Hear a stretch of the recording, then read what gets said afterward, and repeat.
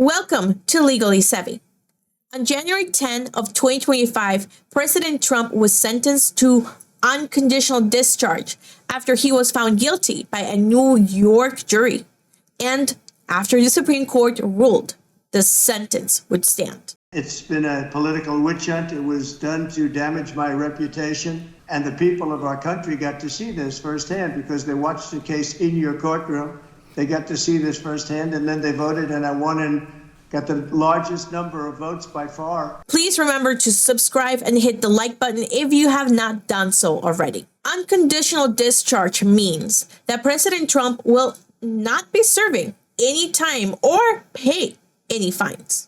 It is the most lenient punishment that could be given in this situation. On May 30th of 2024, a New York jury returned a guilty verdict on 34 counts of falsifying business records. The jury found that President Trump had fudged his company records in order to pay hush money aimed at quelling bad press during the 2016 presidential campaign. The sentencing was originally set for July 11th of 2024, but adjourned to September 18th as a result of the United States Supreme Court decision in Trump v. United States. On August 14th, President Trump requested an adjournment until after the 2024 election, which was granted.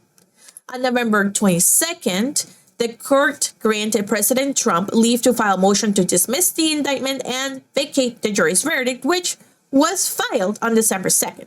After reviewing the motions and briefs, on January 5th of 2025, the Supreme Court of the State of New York ruled that the indictment and the verdict would stand.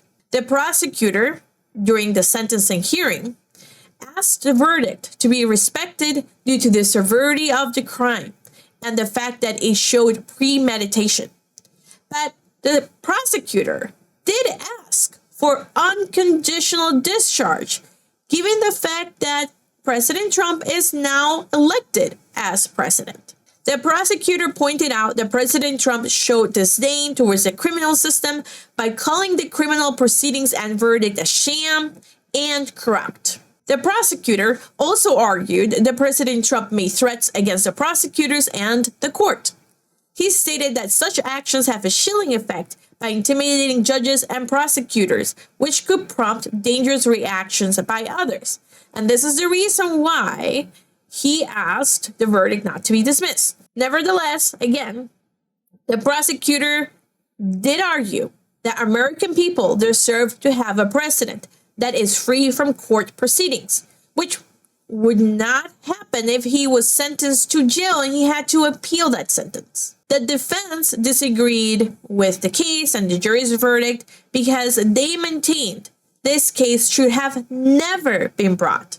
The defense highlighted the charges were brought only after President Trump announced that he was running for president. I mean, the interesting thing about the fact that there was a trial for the first time in our history, a criminal trial during an election season, is that the American voters got a chance to see and decide for themselves whether this is the kind of case that should have been brought.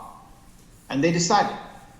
And that's why in 10 days, President Trump is going to assume the office of the President of the United States. And certainly we're here for the court to sentence President Trump to an unconditional discharge.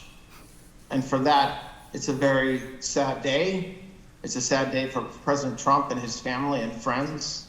But it's also, in counsel's view, a sad day for this country because this was a case, without a doubt, that was brought by a district attorney who promised that he would go after President Trump if elected and felt like he had to go through with that promise. During sentencing, Trump spoke his views and expressed his sadness and disappointment. Very terrible experience. I think it's been a tremendous setback for New York and the New York court system. This is a case that Alvin Bragg did not want to bring. He thought it was, from what I read and from what I hear, inappropriately handled before he got there. A gentleman from a law firm came in and acted as a district attorney And that gentleman, from what I heard, was a criminal or almost criminal in what he did. It was very inappropriate. It was somebody involved with my political opponent. Part of the records that we're talking about, they're saying, I just noticed where he said I was falsifying business records. Well, the falsification of business records, as they say, it was calling a legal expense in the books where everybody could see them, a legal expense. In other words, that legal fees or legal expense were put down as legal expense by accountants. They weren't put down by me, they were put down by accountants. I didn't call them construction, concrete work, I didn't call them electrical work, I didn't call them any. They called a legal fee or a legal expense, and for this, I got indicted. It's incredible, actually. Now, if you look, my attorney alluded to it, the top legal scholars and legal pundits in this country, the ones that are quoted all the time on television, that are making their views felt and highly respected people, have said, everyone, virtually everyone that I know of, I haven't seen any to the contrary, not one, and these people are not exactly friends of mine, to put it mildly, but they all said this is a case that should have never been brought. It's an injustice of justice. It's been a political witch hunt. It was done to damage my reputation so that I'd lose the election, and obviously that didn't work. And the people of our country got to see this firsthand because they watched the case in your courtroom. They got to see this firsthand, and then they voted, and I won and got the largest number of votes by far of any Republican candidate in history. During his speech, President Trump maintained his innocence. I'm totally innocent. I did nothing wrong. They talked about business records, and the business records were extremely accurately counted. I had nothing to do with them. That was done by an accountant or a bookkeeper who I think gave very credible testimony and was corroborated by everybody that was asked. On January 10th of 2025, President Trump was sentenced to unconditional discharge for all 34 counts. Pursuant to the New York Penal Code Section 65.20, there is a criteria that has to be met. So now we are looking at the actual statutory language. The criteria states, the court may impose a sentence of unconditional discharge in any case where it is authorized to impose a sentence of conditional discharge, which in this case they are, and if the court is of the opinion that no proper purpose would be served by imposing any condition upon the defendant's release. When the sentence of unconditional discharge is imposed for a felony, the court shall set forth in the record the reasons for this action, which in this case the court also did as well. When determining whether or not the sentence was appropriate, the judge did look at both aggravating and mitigating circumstances. They also look at the protections that are afforded to the presidential office. The judge explained the protections are given to the office, not to the person. And by looking at that, he determined that the protections would not completely erase a guilty verdict, but it did afford him the opportunity of being granted unconditional discharge for that very reason, because he is now the president of the United States and will be seated in a few days. Let's hear what the judge has to say. So while one can argue that the trial itself was in many respects somewhat ordinary, the same cannot be said about the circumstances surrounding this sentencing. And that is because of the office you once occupied and which you will soon occupy again. To be sure, it is the legal protections afforded to the office of the President of the United States that are extraordinary, not the occupant of the office. The legal protections, especially within the context of a criminal prosecution, afforded to the office of the President have been laid out by our founders, the Constitution, and most recently interpreted by the United States Supreme Court in the matter of Trump versus the United States, which was decided on July 1st, 2024.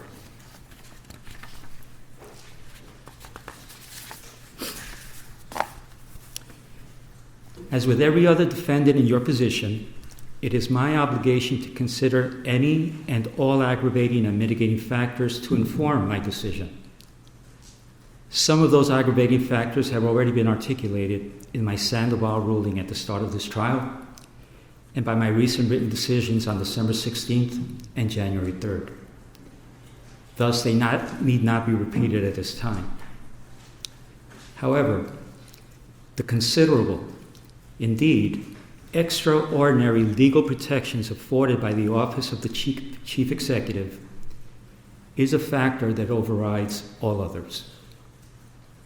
To be clear, the protections afforded the Office of the President are not a mitigating factor. They do not reduce the seriousness of the crime or justify its commission in any way. The protections are, however, a legal mandate which, pursuant to the rule of law, this court must respect and follow. However, despite the extraordinary breadth of those protections, one power they do not provide is the power to erase a jury verdict. It is clear from legal precedent, which until July 1st was scarce, that Donald Trump, the ordinary citizen, Donald Trump, the criminal defendant, would not be entitled to such considerable protections. I'm referring to protections that extend well beyond those afforded the average defendant who winds their way through the criminal justice system each day.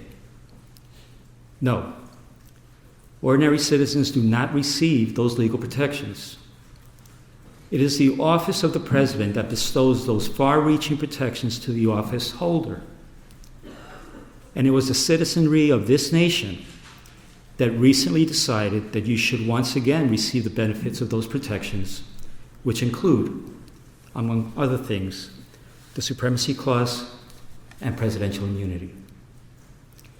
It is through that lens and that reality that this court must determine a lawful sentence. After careful analysis, in obedience to governing mandates, and pursuant to the rule of law, this court has determined that the only lawful sentence that permits entry of a judgment of conviction without encroaching upon the highest office in the land is an unconditional discharge, which the New York State Legislature has determined is a lawful and permissible sentence for the crime of falsifying business records in the first degree. Therefore, at this time, I impose that sentence to cover all 34 counts. Sir, I wish you Godspeed as you assume your second term in office. Thank you. And that is it. Don't forget to like this stream and leave a comment below. Tell me what you think about this sentence and unconditional discharge. It is something that does not come up very, very frequently. And this is a very extraordinary case, as we all know. Let me know what you think in the comments, and I will talk to all of you later. Bye, everybody.